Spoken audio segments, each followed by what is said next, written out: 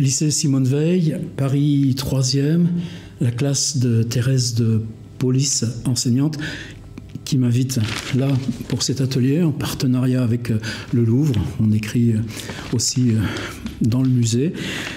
La première séance, il s'agissait de faire connaissance, d'ouvrir aussi ce qui n'est pas évident, comment on joue avec le téléphone, comment l'image, on s'en dépossède pour la mettre en partage. Et pour ça, je me suis dit que le mieux, c'était de travailler ensemble sur ce qui nous entourait au plus proche. La salle de classe, c'est déjà un univers. Mais la petite cour, c'est un univers avec aussi plein de petites boîtes. Il y a des vieilles toilettes, éducation nationale, on est dans le vieux quartier du Marais avec un F et un G pour bien séparer, mais les filles, là, elles y vont pour se maquiller, pour discuter d'affaires un peu plus secrètes. Il y a un banc aussi au soleil. Eh bien, ce banc, quand on parle, on est à distance des autres. Donc là aussi, il y a plus de confidence parce qu'on recrée la bulle. Il y a un grand préau qui sert aussi même pour les élections. Au bout de ce préau, il y a un baby-foot. Ça, c'est plutôt les garçons qui m'ont parlé du baby-foot et de la table de ping-pong. Mais le baby-foot est un lieu, il y en a un qui utilise le mot rivalité, mais cette belle rivalité, celui qui gagne, celui qui se montre, et qu'est-ce qui se renverse là de rapport? Eh bien, c'est avec ça qu'on a écrit. Il y a aussi beaucoup d'escaliers, le lycée sur 3 étages. Donc on monte avec ces barreaux, c'est dur des fois à 8 h du matin. Et puis il y a un couloir qu'ils aiment moins parce que c'est des cours plus didactiques. Pensez, il y en a un, c'est les salles d'ordinateur, elles sont en marguerite, donc si on regarde le tableau, il faut tourner la tête, mais à un autre endroit, dans la salle d'anglais, on est contre la fenêtre, on a la vue sur les toits de Paris, on a des couchers de soleil extraordinaires, et tout d'un coup, on médite. Il y a le coin aussi... Mais aussi Covid, il n'y a plus de cantine. Donc on amène son petit manger, on se regroupe dans ces petits lieux qu'on se réinvente. Alors comment on est allé à la cueillette de ces lieux? C'est difficile, ce genre d'atelier? Non, c'est simplement que si on ne propose pas de le faire, eh bien, ça ne devient pas écriture. Ça ne devient pas ces tout petits mondes secrets qui sont aussi ceux du Grand Maune. C'est quoi le court-circuit d'atelier d'écriture? Peut-être qu'à partir de ça, si on l'a fait pour soi, aller vers le Grand Maune ou autre devient un petit peu mieux possible. Mais le Grand Maune, c'est ma génération, c'est pas la leur. Par contre, ce qui peut être leur génération, c'est le W de Georges Perec. En plus, Georges Perec était enfant rue Villain, dans le 19e, justement une rue qui a été démolie pour tous ces immeubles où eux, là, vivent, là d'où ils viennent. Ils y sont sensibles. Et puis, bien lui, ses parents venaient de Pologne. Et dans W, il y a ce fait qu'il est orphelin.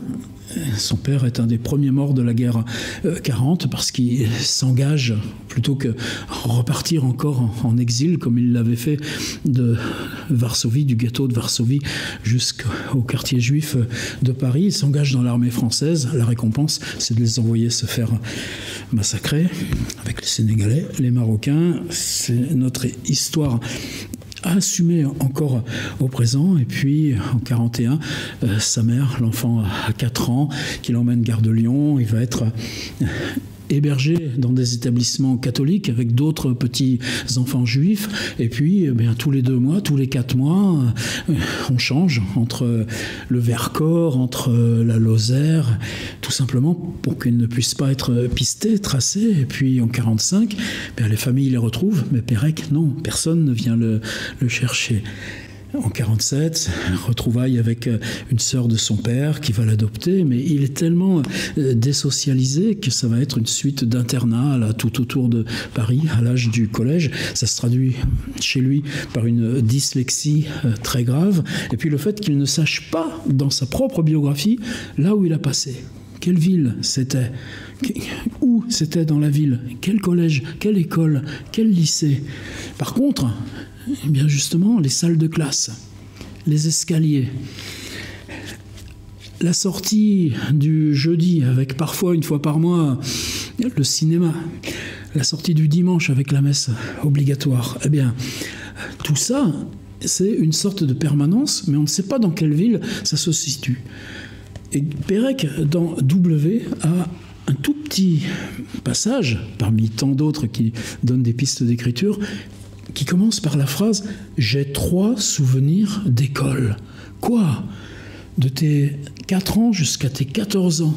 L'école, c'est tous les jours, puisque même toi, c'est aussi pendant les vacances, c'est aussi les dimanches, et ça ne t'a laissé que 3 souvenirs.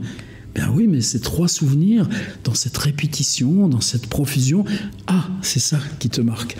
Et cette phrase-là, le petit passage « J'ai 3 souvenirs d'école », on leur a donné, le passage de Georges Perec, et c'est là où l'atelier devient cette chose personnelle. C'est quoi, toi, tes 3 souvenirs d'école? En plus, tu viens d'arriver, tu es en seconde, le lycée c'est une grande machine, c'est le centre de la ville.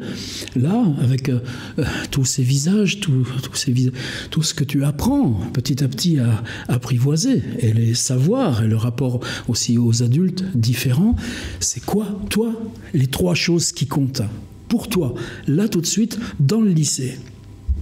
Et puis si tu allais les photographier, faire une petite vidéo là, les toits de Paris depuis la salle d'anglais, ou bien ce petit coin près du radiateur où l'hiver vous allez vous coller pour manger votre petit pique-nique du midi.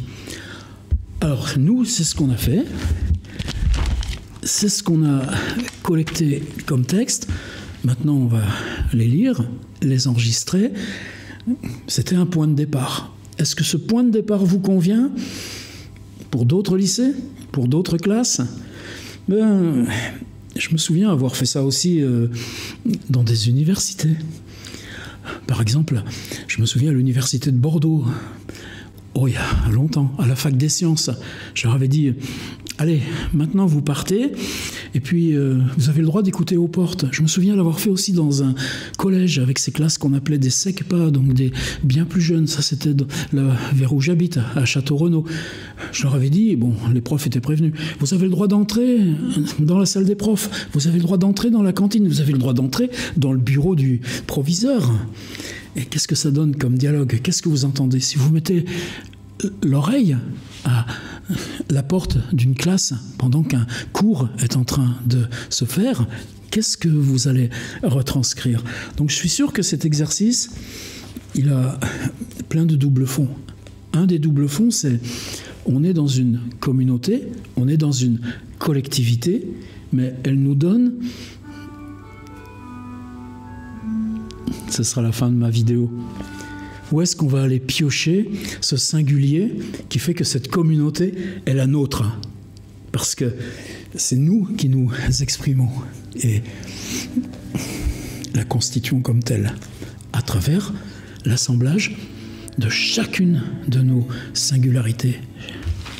La totalité de nos 3 petits endroits, multipliés par 20 élèves, ça en fait 60. 60 petits recoins du lycée. Il y a un escalier qui descend vers le sous-sol. Nous, on va y aller dans le sous-sol bientôt, dans cet atelier. Il a été transformé en salle de théâtre, lecture. Eh bien, on a un texte magnifique. Ça fait 2 mois qu'il voit cet escalier qui s'enfonce sous la terre. Et il ne sait pas ce qu'il y a au bout, derrière la porte. Et là, on l'a, la joie, le mystère de l'atelier. Allez, à la suivante.